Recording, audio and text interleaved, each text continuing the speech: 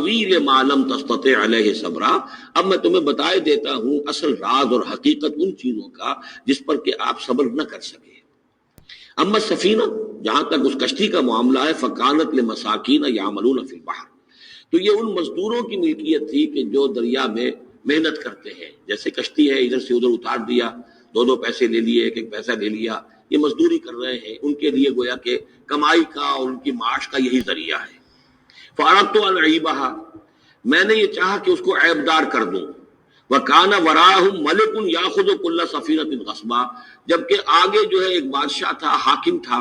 جو ہر کشتی کو کہ جو ثابت و سالم ہے اسے وہ غصب کر رہا ہے، اس کو جو ہے کنفسکیٹ کر رہا ہے، جیسے آج کل بھی ہوتا ہے ہمارے ہاں، وہ ویگنز جو ہیں وہ پولیس والے روک لیتے ہیں، تو اسی طریقے سے وہ جو ہے قبضہ کر رہا ہے ان پر۔ یاخذ کل سفینۃ غصبا، اب وہ دیکھے گا کہ یہ تو ٹوٹی بھی کشتی چھوڑ دے گا، تو کشتی میں ایک تختہ لگا لینا تو آسان کام ہے، پوری تختی جا رہی تھی،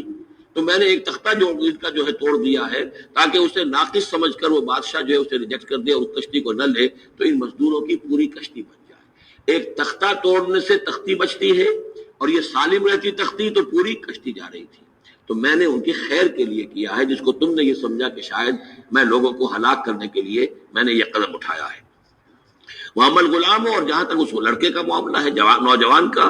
فکان ابواہ مومنین، اس کے والدین بڑے نیک اور صالح ہیں، والدین دونوں کے دونوں۔ فخشینا یرہقہما طغیانا وکفرا، اب ظاہر بات ہے کہ حضرت خضر کو معلوم ہوگا کہ اس کے جینز اچھے نہیں ہیں، بڑے شرارتی قسم کے جین اس کے اندر ہیں، اور یہ جب جوان ہوگا تو یہ آوارہ ہو کر اٹھے گا اور بہت سخت ہوگا اور اپنے والدین کے لیے سوہان روح بن جائے گا۔ یرہقہما طغیانا وکفرا، ناشکری اور زبردستی کر کے ان کو عاجز کرے گا، ستائے گا۔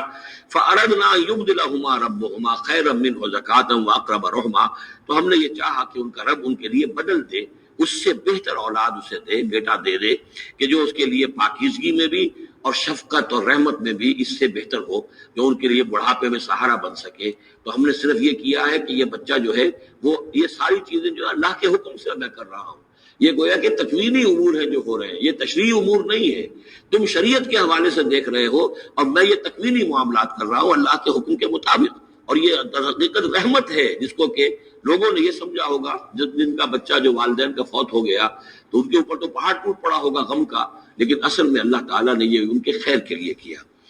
وہ عمل جدار، اور جہاں تک اس دیوار کا معاملہ ہے، فکانہ لغلامین یتیمین فی المدینہ تھے، تو یہ دو غلام لڑکوں کی دیوار ہے جو شہر میں رہتے ہیں۔ وکانہ تحتہ کنز لہما، اور اس دیوار کی جڑ میں ان کے لیے ایک دفینہ ہے۔ وکانہ ابوہما صالحا، اور ان کا باپ جو ہے وہ بہت نیک آدمی تھا، باپ نیک تھا، وہ جو سمجھئے کہ کسی جوانی میں یا کوئی وقت جو ہے وہ اس کی موت کا وقت آ گیا، بچے چھوٹے چھوٹے تھے، اس نے کچھ اپنی پونجی جو ہے گھر کے اندر ایک دیوار کی جڑ کے اندر بنیاد کے اندر دفن کر دی، یہ بڑے ہو جائیں بچے یہ نکال لیں۔ اب چونکہ وہ نیک تھا لہذا اللہ تعالیٰ کی طرف سے اس کا اہتمام ہو رہا ہے، دیوار اگر اس وقت گر گئی ہوتی تو یہ خزانہ ظاہر ہو جاتا،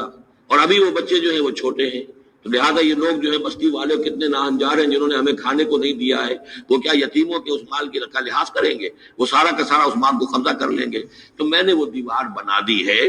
کان ابوہما صالحا، ان کا باپ بہت نیک آدمی تھا۔ فاراد ربک یبلغ اشدہما، تو آپ کے رب کا یہ فیصلہ ہوا کہ یہ دونوں بچے جو ہیں اپنی پوری جوانی کو، پختگی کو، بلوغت کو پہنچ جائیں، ویستخرجا کنزہما، اور پھر وہ اپنا خزانہ نکال لیں۔ رحمتا من ربک، یہ تینوں امور آپ کے رب کی رحمت کا منظر ہے۔ بظاہر جو بھی نظر آ رہا ہے، تو دنیا میں جو حالات و واقعات ہو رہے ہیں یہ حقیقت دنیا کے اعتبار سے ہم اس کے ظاہر کو دیکھتے ہیں، اور ظاہر کے حوالے سے ہی دل گرفتہ ہو گئے، رنجیدہ ہو گئے، نقصان ہو گیا، یہ ہو گیا، ہاں اے فلک پیر جواں تھا ابھی عارف، کیا تیرا بگڑتا جو نہ مرتا کوئی دن اور، مرثیوں پر مرثیے کہے جا رہے ہیں، یہ سب کچھ ہوتا ہے، لیکن یہ پتہ نہیں ہوتا کہ اللہ تعالیٰ کی طرف سے جو بھی ہے وہ خیر ہے، اسی میں بھلائی ہے۔ تو بندہ مومن کا کام کیا ہے؟ تفویض الامر الی اللہ، اپنے معاملات کو اللہ کے حوالے کر دے، راضی برضائے رب، جو اللہ کی طرف سے آیا کہ ہر ساقی ماریخ عین الطاف رحمت من ربک، یہ سب کچھ رحمت تھا، رحمت ہے آپ کے رب کی طرف سے۔ وما فعلتہ عن امری، یہ میں نے اپنے جی سے نہیں کیا ہے، میرا فیصلہ نہیں ہے۔ یعنی یہ جو بھی تھے، چاہے فرشتے تھے اور چاہے کوئی نیک انسان ہے جنہیں اللہ نے بہت لمبی زندگی دے دی ہے، چاہے یہ کوئی روح ہے کہ جو انسانی شکل میں پھر آ گئی ہے، کہ جو اللہ تعالیٰ نے کسی ولی اللہ کی روح کو جو ہے وہ طویل زندگی دے رکھی ہے، کوئی بھی ہے، اس سے کوئی فرق واقع نہیں ہوتا، لیکن یہ کہ وہ در حقیقت کارکنان قضاء و قدر کی فوج میں ریکروٹ ہو گئے، وہ جو فیصلے کر رہے ہیں، جس کی تنفیذ کر رہے ہیں، اس کا شریعت سے تعلق نہیں ہے، وہ تکوینی امور ہے اللہ تعالیٰ کے۔ ذالک تعویل ما لم تستطع علیہ صبرا، یہ ہے تعویل، یہ ہے اصل حقیقت، یہ ہے اصل راز ان چیزوں کا جس پر کہ اے موسیٰ تم صبر نہ کر پائے۔ اب اس کے بعد جو ایک رکوع میں واقعہ آ رہا ہے ذوالقرنین کا، تو جو بھی 1-2 منٹ ہمارے پاس ہے اس میں میں تھوڑی سی تمہید بیان کیے دیتا ہوں کہ تو ایک سوال یہ بھی تھا کہ ذوالقرنین کون ہے، یہ کون ہے؟ یہ سمجھیے کہ اس صدی تک تقریباً 1300 برس تک ہمارے مفسرین ان کے علم میں نہیں تھا کہ کوئی اتنا بڑا بادشاہ رہا ہو جتنا بڑے بادشاہ کا ذکر ابھی ذوالقرنین کے حوالے سے آئے گا، تو لہٰذا لوگوں نے یہ سمجھا عام طور پر کہ سکندر اعظم، یہی معلوم تھا سکندر بہت بڑا فاتح تھا، وہ مقدونیہ سے چلا یونان سے اور دریائے بیاس تک آ گیا،